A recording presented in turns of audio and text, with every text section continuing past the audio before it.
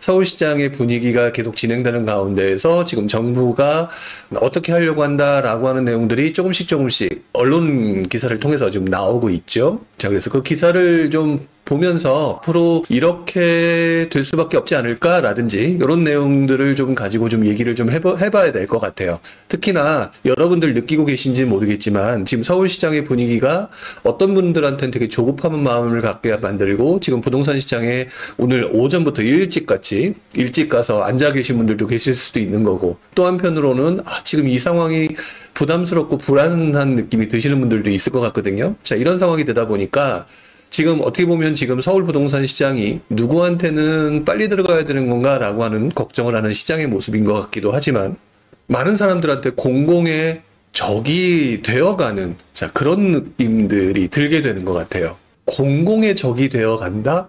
자, 저는 개인적으로 이 공공의 적이 되어간다라는 이 상황 때문에 어떻게 보면은 이 시장의 분위기가 그 흐름에 맞춰서 흘러가게 되지 않을까, 이런 생각을 좀 해보게 되는 것 같습니다. 자, 그래서 오늘 이 시간에는요, 지난 한 주간 나왔던 뉴스 기사를 보면서 어떻게 보면은 지지난주의 내용과 좀 비슷할 수도 있겠다라는 생각이 들기는 해요. 하지만 아무래도 여러분들이 관심도 있는 것이고, 또 지금 현재 이제 나오고 있는 각종 언론 기사에서 말하는 정부의 고민, 그 다음에 예를 들어서 어떤 분들 진보 진영 같은 경우는 서울대학교 이준규 교수님인가요?는 지금 빨리 그 투기 억제층 나오고 해결해야 된다, 이런 얘기를 하신 분도 계시잖아요. 자, 그런 상황을 보면서 어떤 부분을 조금 생각을 좀 해야 될까. 자, 오늘 그래서 그런 부분에 대한 얘기를 좀 하는 게 맞지 않을까라는 생각을 해봅니다. 사실 요즘 시장을 보면서 여러분은 어떤 생각이 드실까?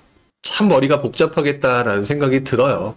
자, 그런데 일단은 먼저 제가 간단하게 또 한번 현재 상황을 좀 지켜보고 여기서 나타나는 다양한 내용들을 근거로 해서 제 생각을 다시 한번 이야기를 해보도록 하겠습니다. 자, 그러면 일단 먼저 시장 환경부터 잠깐 봐야 되겠죠.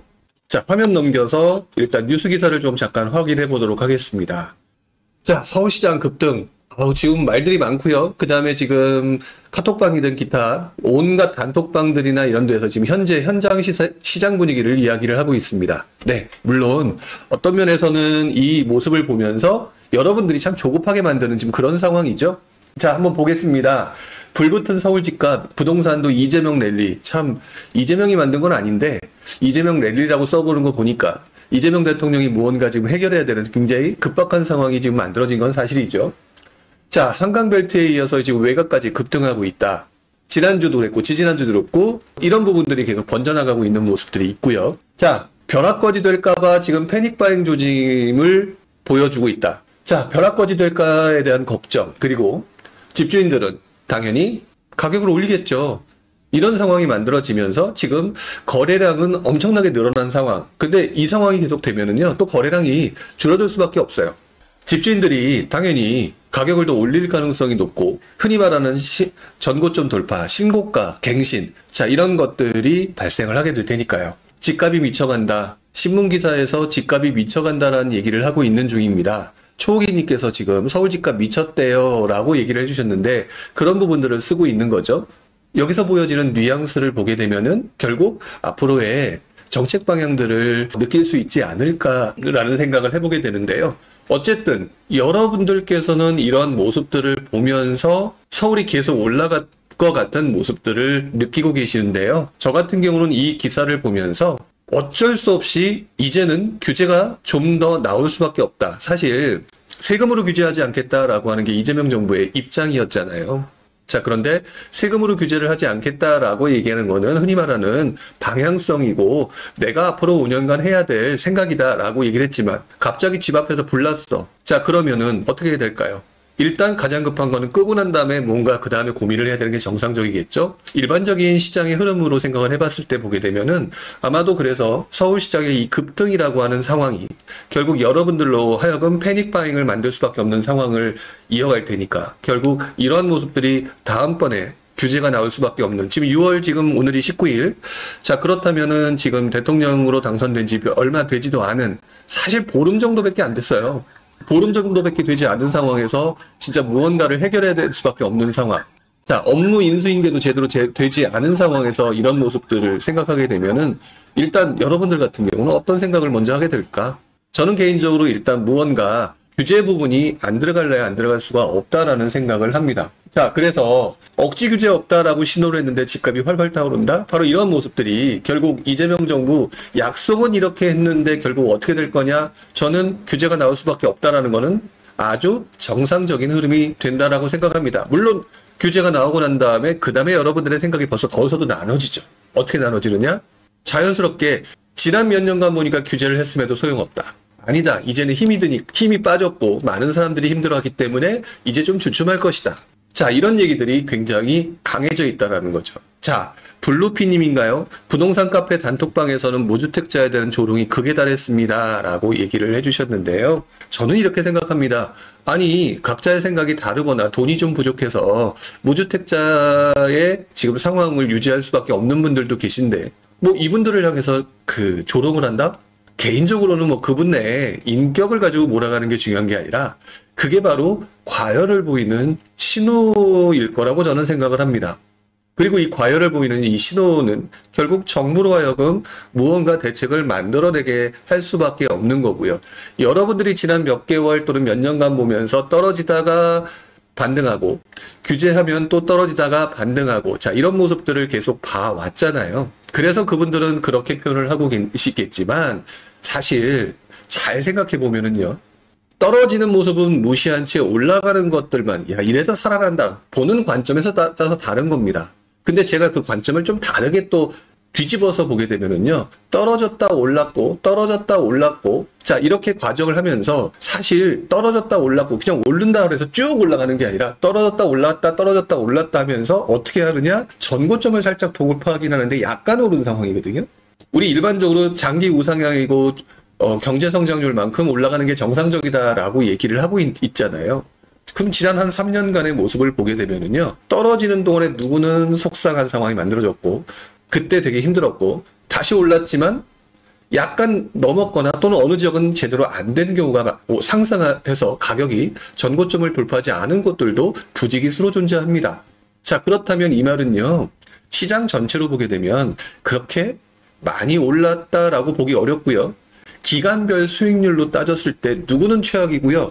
누구는 약간의 수익을 봤다 정도밖에 되지 않는 게 정상적이고 이러한 흐름 속에서는 상승장에서 말하는 계속해서 올라가서 수익률 극대화가 만들어지는 그 상황은 분명히 아닌 거거든요.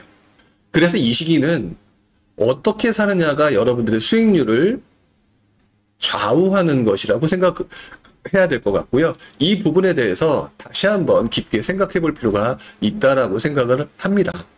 이재명 정부의 부동산 해법 첫 시험대라고 마지막 기사를 좀 보셨죠? 자, 그러면 아까 말씀을 드렸던 것처럼 이재명 정부가요. 지금 보여드렸잖아요. 맨 위에 지금 기사가 나옵니다. 세금으로 집값 잡지 않을 것 2025년 5월 28일 지금 한 달도 되기 전입니다. 많은 분들이 믿고 싶은 내용이죠. 자, 그런데 서울 부동산 시장 상황이 엄중하대요.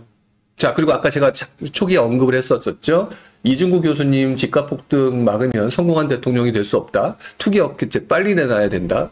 진보 진영에서 빨리 이거 어떻게 해결해라라고 기본적으로 진보 진영의 어떤 방향성, 생각 이런 것들은 투기 억제 쪽에 가깝잖아요. 자, 그런 가운데서 이걸 하라라고 얘기를 하고 자, 진보 진영에서 이런 얘기들을 계속하고 있는 가운데에서 밑에도 보니까 집값 폭등 참사를 경고했다라는 얘기가 나오고 있습니다. 자, 진보 진영에서 지금 이 상태로 놔두면 안 되니까 빨리 어떻게 좀 해보자 라고 하는 압박이 조금 발생한 거겠죠. 자, 그러다 보니까 정책 수단을 총망라하겠다. 자, 여기가 총망라하겠다. 결국 규제 정책도 그게 세금일지 아닐지는 모르겠지만 결국 규제 정책을 감안한 기본적으로 공급 확대 부분을 생각하겠지만 공급 확대뿐만 아니라 이 사람들의 심리가 계속해서 유지되지 않을 정도로 무언가 각종 여러 가지 정책 수단을 고민해서 부동산 대책을 만들어내겠다. 빠르면 그래서 7월 달쯤에 나올 수 있을 것 같아요. 지금 상황으로 보게 되면. 그쵸? 기본적으로 여러분들 우리 기억해 보시면 알겠지만 부동산 대책은요. 기본적으로 7월 아니면 9월에 나온 경우가 상당히 많았습니다. 그렇기 때문에 조금 조급하다라고 급하다라고 생각이 들면 7월 달에 아마 이제 기껏해야 한 1, 2주 좀 지나게 되면은 뭔가가 본격적으로 나올 수 있는 부동산 정책이 나오거나 아니면 아니야 이 상태로 가게 되면은 사람들한테 잘못된 신호를 줄 수 있으니 뭔가 보다 종합적으로 만들겠어라고 하는 상황으로 연결될 수가 있을 겁니다. 그런 경우에는 9월 달에 나오게 되겠죠. 그렇기 때문에 제가 생각하는 관점으로는요. 그렇기 때문에 뭐 9월 달에 나오든 7월 달에 나오든이 중요한 게 아니라 이것들을 지금 빨리 어떻게 해야 되는 부분에 대해서 이야기가 진행되고 있을 것이고 그것들을 진행하는 가운데서 지금 현재 가장 현실적인 게 대출 조이기 쪽으로 나올 가능성이 높다라고 저는 생각을 하고 있습니다. 일단 맨 마지막에 기사를 다시 한번 보도록 하겠습니다. 집값 안정 숙제에 대통령이 딜레마에 빠졌다. 답을 알지만 쓸 수가 없다. 자, 이 부분이 저는 개인적으로 굉장히 중요한 체크포인트 중에 하나가 아닐까라고 생각이 좀 드는데요. 왜 그러냐면 여러분들 잘 알고 계시겠지만 공급 확대, 기본 방향성이잖아요. 자, 그럼 공급 확대라고 하는데 지금 현재 시장에서 공급이 필요한 것들 같은 경우는 서울하고 수도권 시장, 뭐 대표적으로 서울시장이라고 얘기를 하는 게 맞겠죠. 자, 그런데 서울시장에서 공급을 하기 위해서는 신도시 개발 같은 게 별 의미가 없습니다. 물론 서울에 있는 사람들을 옆으로 빼면 좋은데 신도시가 들어설 만한 곳으로 빠져나올 수 있도록 만들어주면 되는데 지금 현재 시장 분위기가 서울시장이 강한 모습을 보이고 있기 때문에 무언가 서울에서도 공급이 이루어진다라는 희망을 연결해줘야 되는 것도 필요하죠. 자, 그런데 그런 것들을 보게 되면 솔직히 말하면 여러분 다 잘 알고 계실 거예요. 정비사업부터 어떻게 해결해줘야 되는 게 맞습니다. 자, 신도시는 결국에는 서울이 아니잖아요. 그러니까 결국에는 서울이 아닌 다른 곳에서 무언가를 할 수 있는 것들에 대한 희망을 줘야 되는 거고요. 그리고 그 희망을 줄 텐데 요즘 같은 상황에서 서울 말고 희망이라고 생각하지 않으니 서울에서도 이렇게 할 수 있다라는 희망을 만들어 줘야 되니 결국에는 정비사업 쪽에 뭔가를 해결해 줘야 되는데 정비사업 쪽에서 지금 가장 요구되는 게 무엇이냐를 생각을 해보게 되면 결국 제초안이에요. 제초안 폐지를 해야 되는 거거든요. 그러니까 제가 볼 때는 공급 확대라고 하는 것들을 지금 했는데 지금 벌써 땅 다 밀고 집을 지어야 되는데 조합과 건설사가 해지가 됐거나 기타 등등 서로 싸우는 문제, 뭐 결국은 가격 상승 때문에 그런 건데 그런 것들이 만들어지는 것들을 생각해 보게 되면 결국에는 이것들이 제대로 진행되기 위해서 우리들이 먹을 수 있는 수익을 빼앗아가는 제초한 부분에 대한 폐지가 제대로 이어져야 되지 않겠느냐라고 하는 부분을 던지고 있는 것이죠. 그렇죠? 자, 그런데 물론 이것 말고도 이제 양도세나 이런 것들을 해야 되는데 지금 서울이 강화 지금 되고 있는 상황에서 양도세를 완화를 서울을 준다? 난리 날 수밖에 없는 상황이니 아니에요. 그러니 정비사업 쪽에 무언가 혜택을 줘야 되는 상황이 되는데 결국 지금 현재 제초안이 포인트인데 제초안을 건들기에는 민주당한테는 고양이 목에 방울 달기거든요. 그러니까 지금 앞에서만 변죽을 울리고 있는 게 정비사업의 속도를 빠르게 하겠다라고 앞에 거를 자꾸 건들고 있는데 뭐가 안 되고 있는 상황이잖아요. 그쵸? 결국 제가 볼 때는 세금 규제는 사용하지 않겠다. 이 부분은 서울에 적용될 수밖에 없어요. 지방은 좀 낮은 문제고.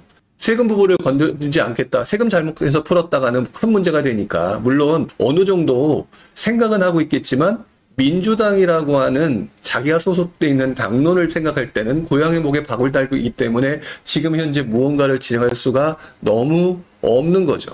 여기가 지금 가장 큰 딜레마. 즉 기사에서 얘기한 것처럼 답은 알지만 쓸 수가 없는 거예요.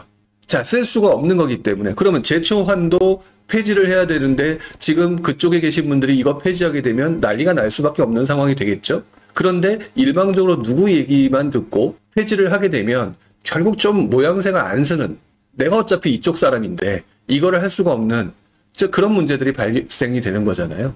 그러니까 지금 현재는 완전히 뜨거운 감자인데다가 이도 저도 못하는 그런 상황에 딱 사로막힌 외통수에 빠져버린 상황이 지금 현재의 모습이라는 거죠. 그리고 이 외통수를 해결할 수 있는 방법은 단기간에는 없어요. 바꿔 말하면 제초안 폐지 현재로서는 불가능하다가 맞습니다. 아까 말씀드렸던 것처럼 이쪽 생각과 이쪽 생각이 다른데 이쪽과 이쪽의 생각이 다른데 한쪽의 입장을 들어주게 되면 자기의 지지 세력을 뺏길 수 있는 부분이기 때문에 못하는 거죠. 그럼 그 다음에 할 수 있는 방법이 뭐냐? 결국에는요. 얘를 배제하고 이게 정치적으로도 그렇고 뭐 옛날 뭐 삼국지 같은 책에서도 나온 얘기지만 사람들의 관심을 돌려버리는 겁니다. 사람들의 관심을 돌려버리는 쪽으로 아마도 정책 방향이 흘러갈 수밖에 없다라는 것. 그래서 저는 개인적으로 지금 현재 상황에서 만들어진 이 모습들은요, 제초반 폐지라든지 아니면 또 다른 쪽에서 요구하는 수많은 여러 가지 조건들, 공급을 확대하기 위해서는 차라리 풀어라. 풀면 시장이 돌아가는데 돌아갈 것이다. 그렇게 되면은 시장은 어느 순간 정상화가 될 것이다. 라고 얘기를 하고 있지만, 여러분들의 생각이 여전히 서울에 쳐다보고 있는 이 상황에서 서울을 풀게 되면 일단 서울로 단기적인 쏠림 현상은 결국 단기적인 급등을 만들어내고, 이것들은 또다시 또 다른 급등을 만들어낼 수 있기 때문에 민주당 입장에서는 쉽게 진행하기가 어렵다라는 얘기가 됩니다.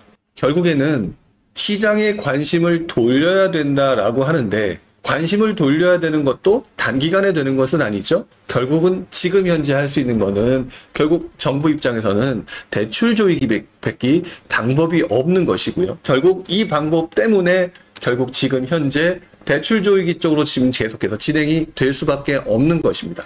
다우다우님인가요? 대통령이 민주당 주류 출신이 아닌데 의지만 있으면 실행이 하지 않을까요? 라고 얘기를 해주셨는데요. 여러분들 단편적으로 생각하기보다는 그냥 우리 사람 관계를 한번 생각해 보십시오. 내가 어느 쪽에 소속돼 있는데 그 사람이 싫어. 저 사람이 메인이고 나는 좀 비주류였어. 그렇다 하더라도 내 맘대로 할 수 있을까요? 두루두루 친해야 되죠. 두루두루 잘해야 되죠. 쉽지 않을 겁니다.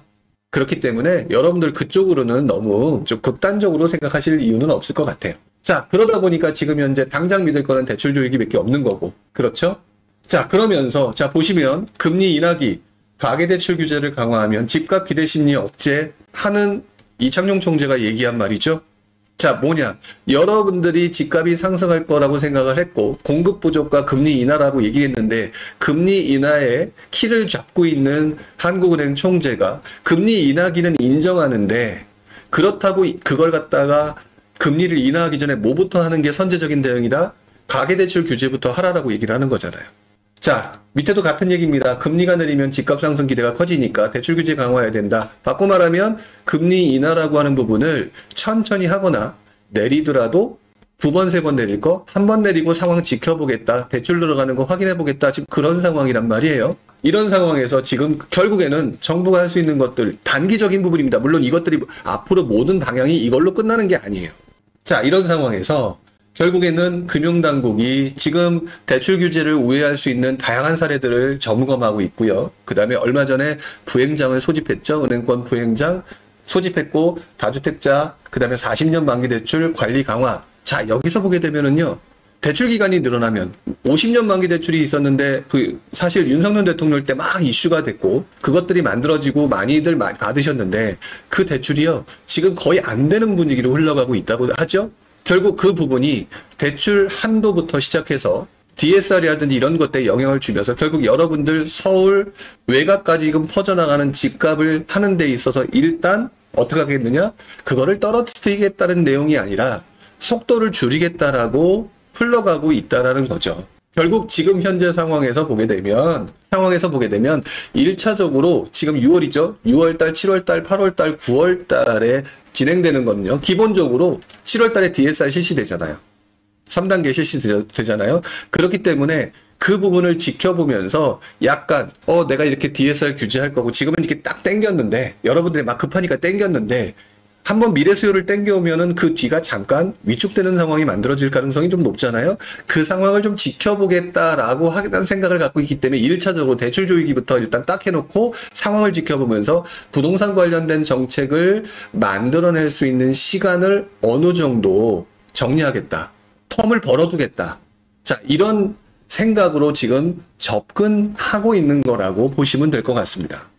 어쨌든 지금 현재 주담대 대출 규모가 줄어들게 되면 결국에는 그걸로 대출받을 수 있는 대상과 타겟이 서울시장이었는데 그러지 않아도 가격은 집주인들이 올리고 있고 여러분들은 대출 규모가 줄어들게 되니까 상급지와 중급지에 해당되는 그런 지역으로 번져나가는 이 현상들을 막을 수 있을 것이다 라고 하는 것들을 지금 현재 정부가 생각하고 있다는 얘기입니다. 자, 그렇다면 그 내용을 어느 정도 설명한 가운데에서 여러분들이 해주신 질문 같은 경우를 조금 먼저 한번 보고 그 다음에 또 나머지 뒤에 있는 내용을 조금 보도록 하겠습니다. 자, 타핑불펜님께서 지금 성북구, 강서구, 그 다음에 동대문구, 관악구, 서대문구, 많은 곳을 보시네요.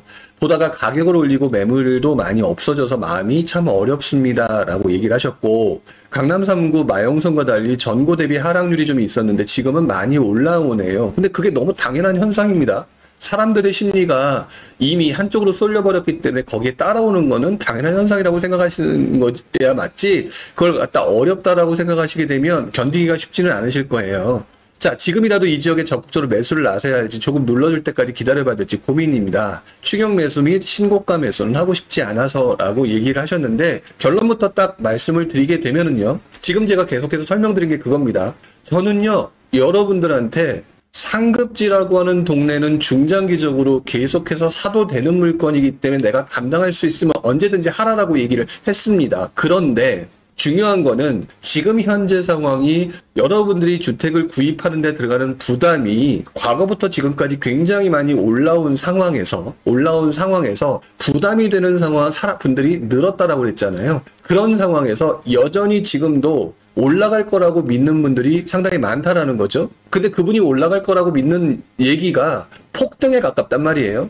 근데 저는 폭등이 아니라 결국에는 물가 상승률 정도의 정도에서 머문다라고 보는 사람 입장입니다.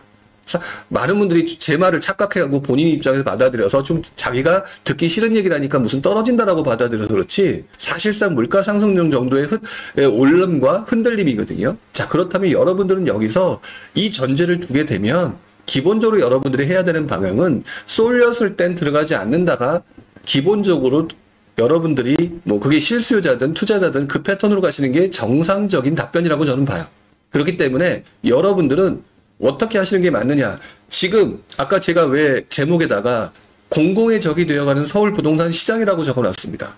공공의 적이 되어간다? 즉 많은 사람들이 이미 부러워는 하지만 미워하는 대상이 되어 있고요.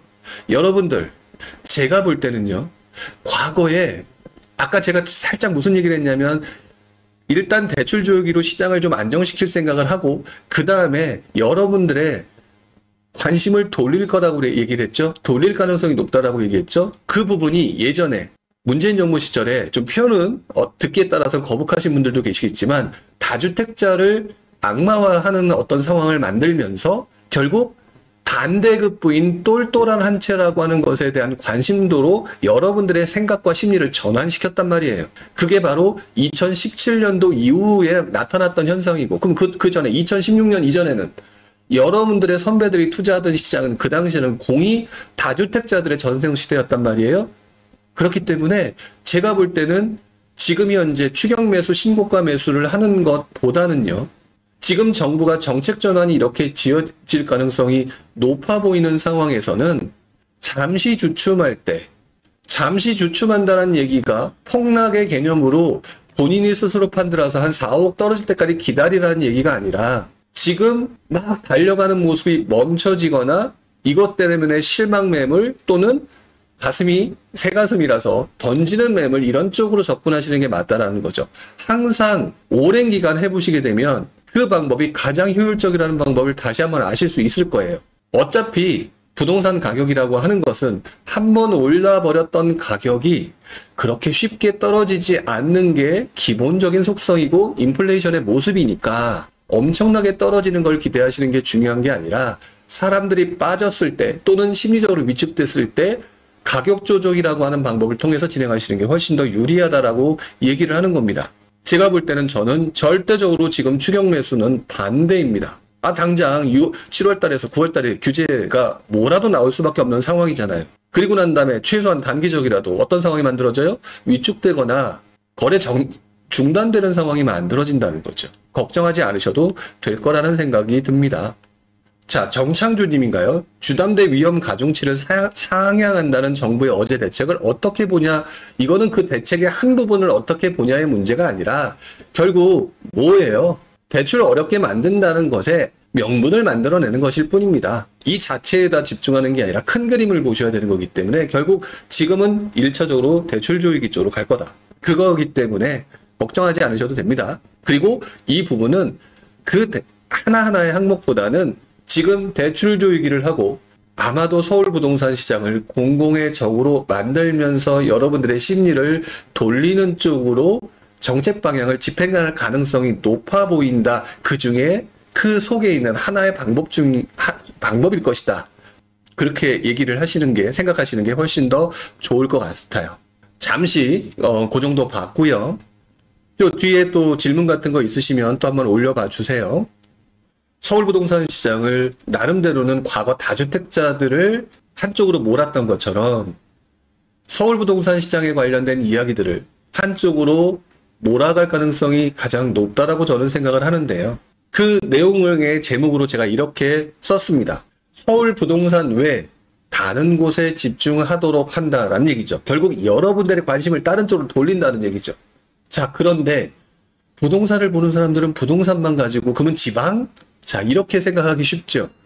그런데요, 이번 정부가 조금 다르게 움직이는 것 중에 하나가 시장 자체를 바꾸고 있는 느낌이 든다는 거예요. 정책 수단을 총망라하겠다. 부동산 대책을 예고를 했다. 자, 이런 부분이기 때문에 많은 분들이 그러면 지방이네.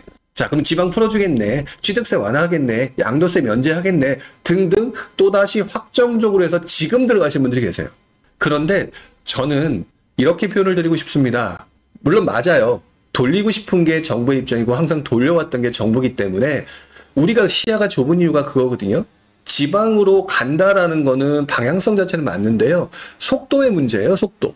예를 들어서 나는 지금 들어가야지, 그러면 한 1, 2년 있다가 팔 생각을 해야지 라고 했는데 정부는 그 속도를 천천히 만들어서 한 1년이나 2년 후에 그때쯤 양도세 면제나 양도세 감면이나 이런 거를 그때 하면 어떡 하실 거예요? 그럼 내 생각이 틀린 거거든요. 그렇기 때문에 좀 상황을 보고 들어갈 필요가 있기 때문에 지금 들어가는 모습들은 되게 조급해 보여요. 물론 충분히 감당할 수 있다? 이거 그러면 제가 할 말을 못하죠. 그건 괜찮아요. 그런 건 괜찮은데. 근데 보게 되면은요, 지금 정부가 하는 스탠스는 다른 쪽이잖아요. 보시는 것처럼 지금 어떤 분이 보고 올리셨죠? 으라차차님, 주식. 부동산에 몰린 자금을 분산하는 정부, 한국판 엔비디아, 그 다음에 TSMC, 주식, 부동산 버금가는 투자 수단으로 만들 것 하면서 이재명 대통령이 대통령 되자마자 바로 주식시장 방문했잖아요. 거래소 방문했잖아요. 그쵸? 이게 뭐예요? 액션이죠, 액션. 내가 여기를 이렇게 할 거니까 니네들 어디를 보라고? 부동산에 쏠려 있는 민심들과 돈을 이쪽으로 돌리려고 하는 고도의 정치적인 행위죠. 결국에는 저는 이런 생각이 듭니다. 그럼 주식 가야 되는? 그럼 주식도 뭐 사야 되나요? 이거는 여러분들이 공부하고 그다음에 꾸준히 했던 그 실력에 따라서 결정하시면 되는 거고요. 결국 이런 부분들을 보면서 부동산 투자를 하거나 부동산을 가지고 보는 사람 입장에서 무엇을 봐야 되느냐?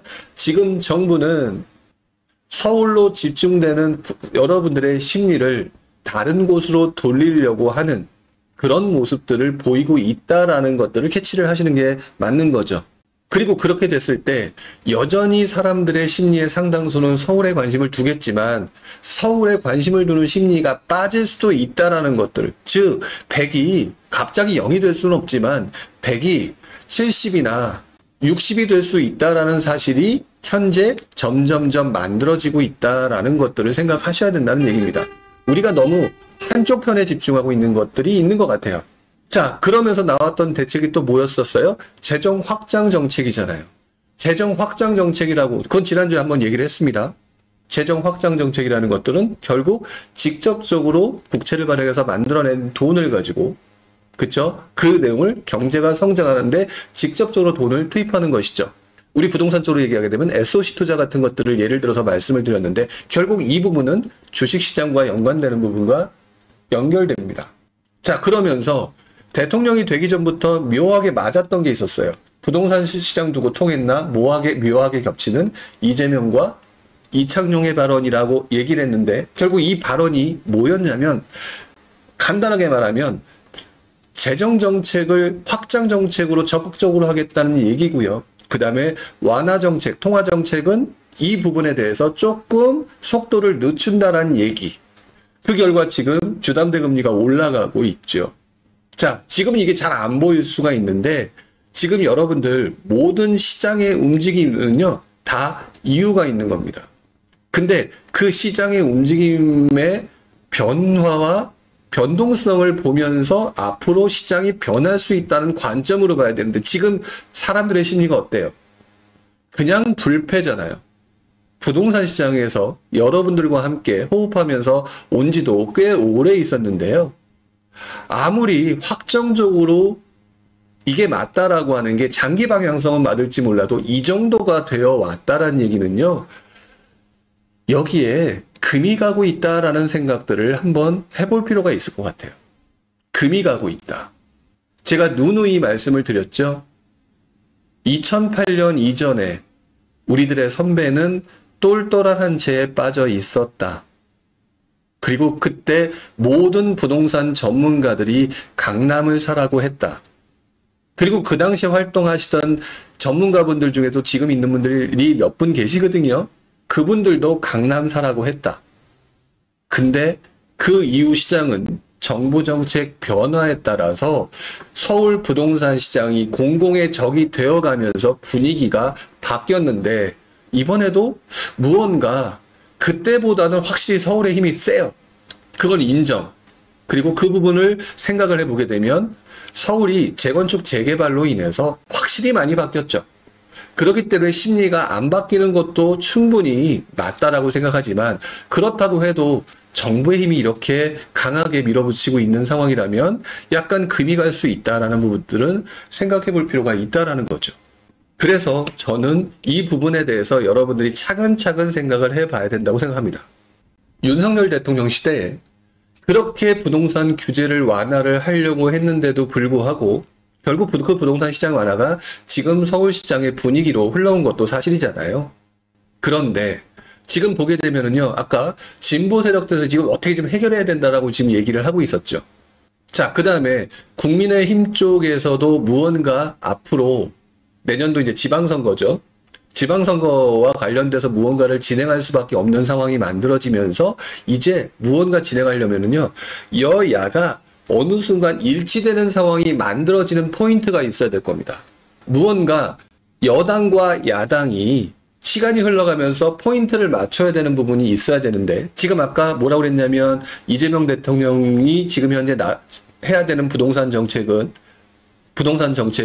지금 함부로 재초안을 풀 수도 없고 근데 시장은 다른 쪽으로 돌려야 되고 자 이런 식으로 얘기를 지금 하면서 무언가를 제대로 못하고 있는 상황이다 보니까 결국에는 관심을 딴 데로 돌려야 되는 게 맞다. 그리고 그 중에 하나가 주식이라고 제가 표현을 했었잖아요.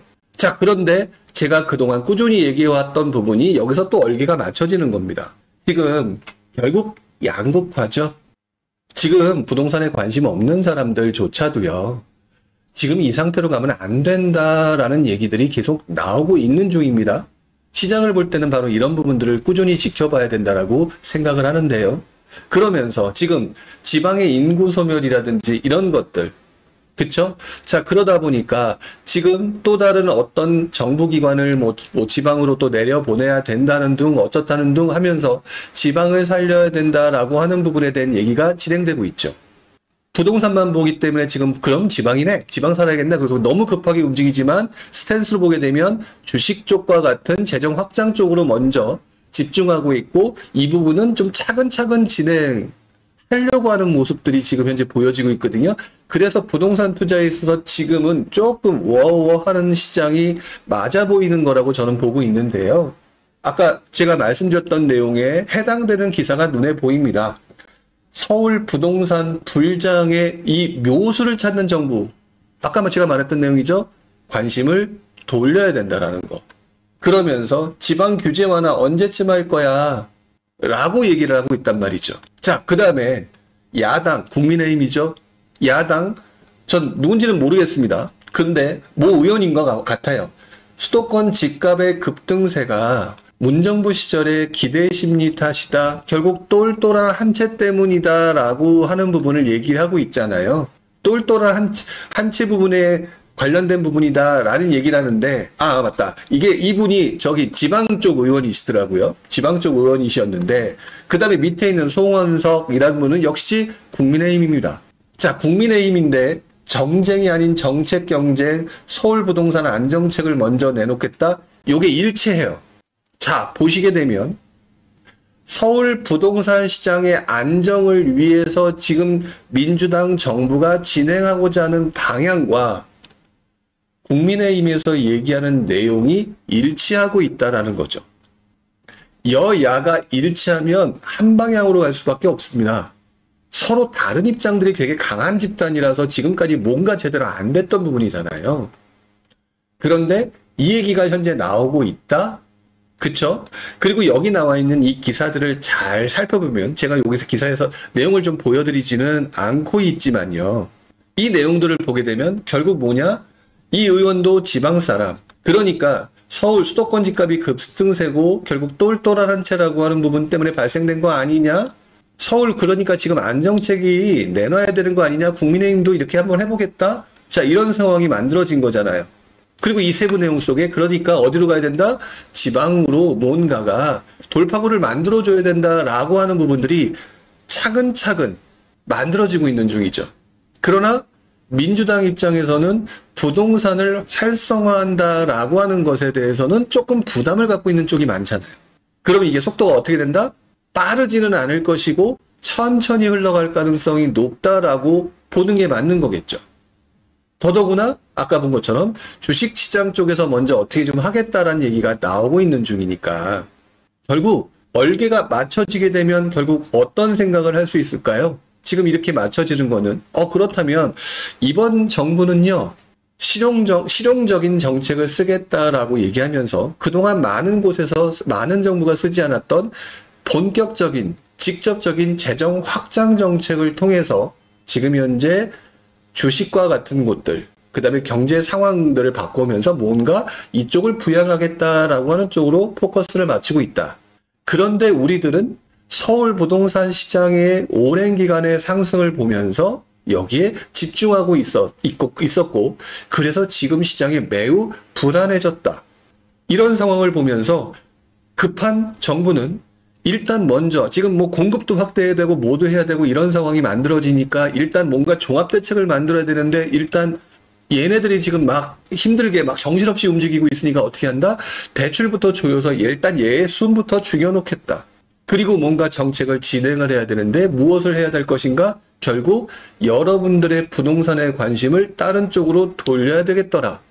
결국은 그런 상황으로 보면서 다른 기사들을 보니까 국민의힘이나 민주당이나 결국에는 서울시장의 지금 상황을 다들 심각하게 보고 있더라. 그러면서 그 내용들을 살펴보니까 지방이라고 하는 부분들의 생각을 할 수밖에 없다.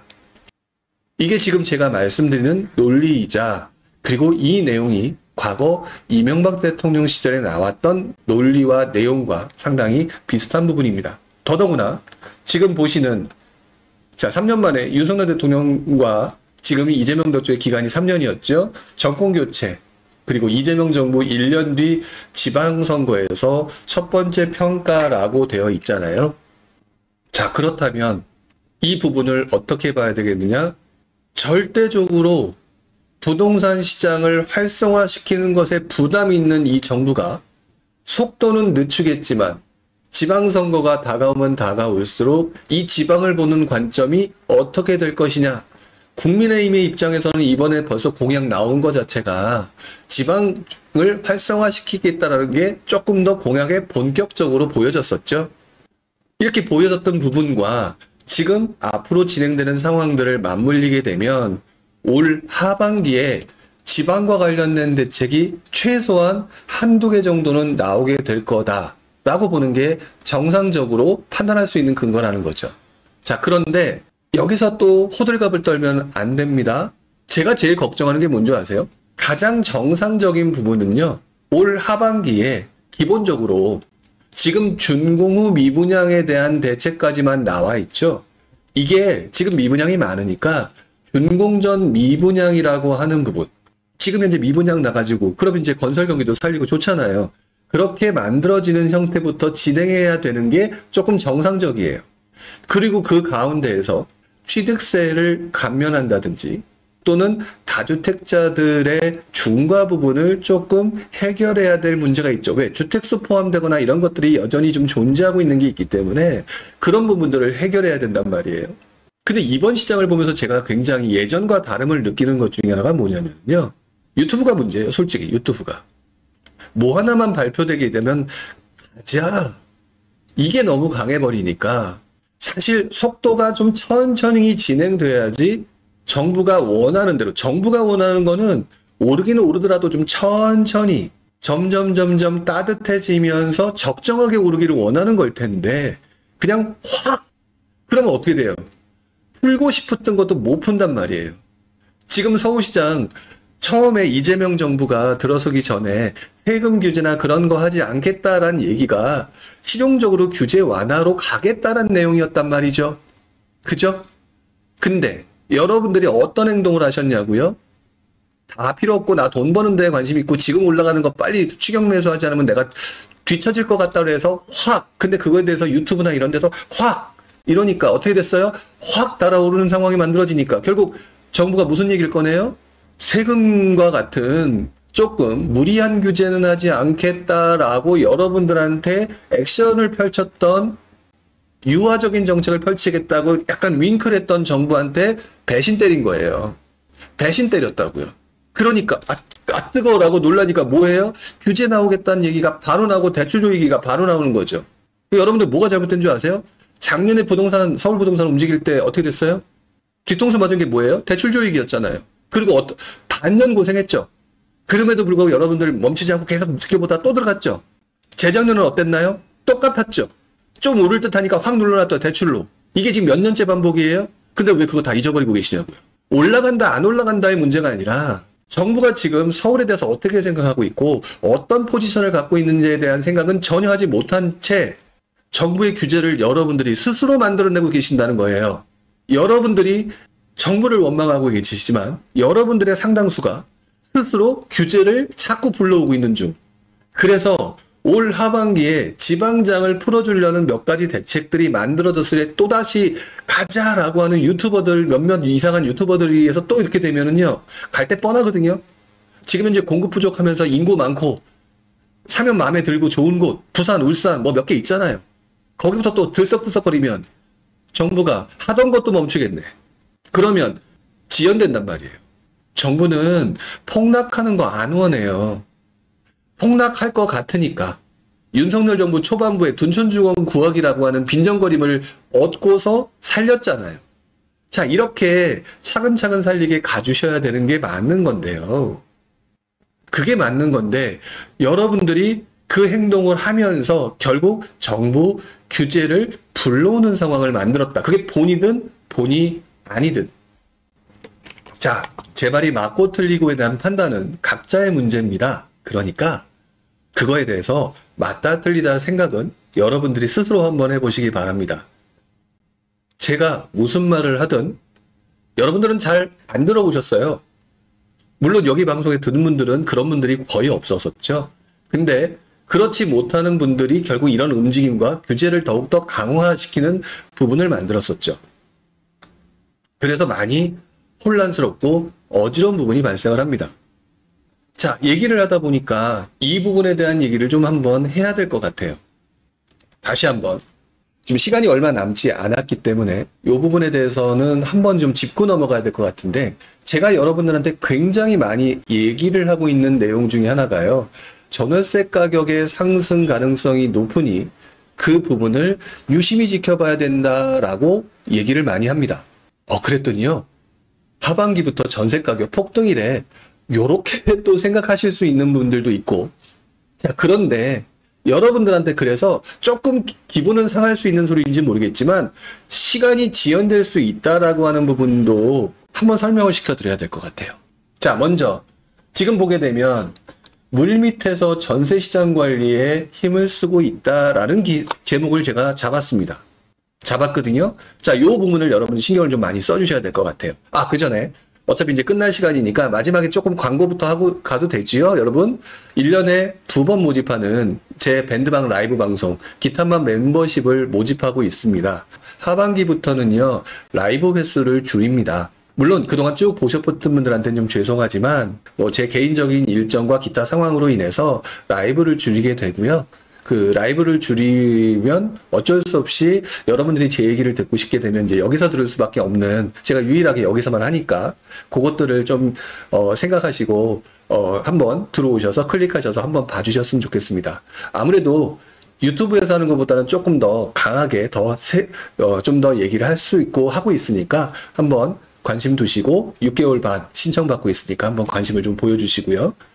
다시 한번 정리를 하게 되면은요, 그래서 전세 가격이 올라간다라는 얘기들을 제가 해왔고, 그랬더니 제 말 자체에 끝에만 듣고 올 하반기부터 전세 가격 폭등이고 갭 투자를 해야 되고 이렇게 생각하시는 분들이 있을 수 있다는 생각이 들어서 한 번 더 언급을 합니다. 더 디테일하게 설명을 드리는 거죠. 올 하반기에 저는 개인적으로 전월세 가격을 지켜보라라고 얘기를 했지만, 전월세 가격이 예전에 제가 봐왔던 뭐 폭등 이런 상황이 오지는 않을 거예요. 자, 먼저 보게 되면은요, 지금 현재 여러분들이 전세와 매매 중에서 다 지금 매매에 관심들이 몰려 있거든요. 부동산 가서 전세 보는 사람도 별로 없어요. 왜? 모르니까. 자, 그런데요, 우리가 모르는 사이에 전세 가격은 지금 슬금슬금 올라가고 있는 중입니다. 실제로 서울 전세 물건들을 확인해 보게 되면은요, 계약갱신 청구권을 쓰시는 물건들이 상당히 많아요. 그래서 예를 들어서 어떤 지역의 어떤 단지, 대단지에, 몇천 세대가 되는 대단지에 50개가 나왔다라고 얘기를 하게 되면, 실거래가를 조회하게 되면 갱신 계약이 거의 반을 차지할 정도로 지금 물건이 없는 상황입니다. 바꿔 말하면 매년 50개가 나와야 될 물건들 중에 반인 25개가 자체 해결로 사라져버리고요. 여러분들한테 공식적으로 나오는 물건들은 25개밖에 없다라는 거죠. 근데 25개밖에 없다라는 얘기가 지금 여러분들이 매매에 몰려있기 때문에 전세를 찾는 수요가 그리 많지가 않아요. 그래서 그 25개가 지금 감당되고 있는 중이거든요. 근데 이것들이 점점 늘어나게 되겠죠.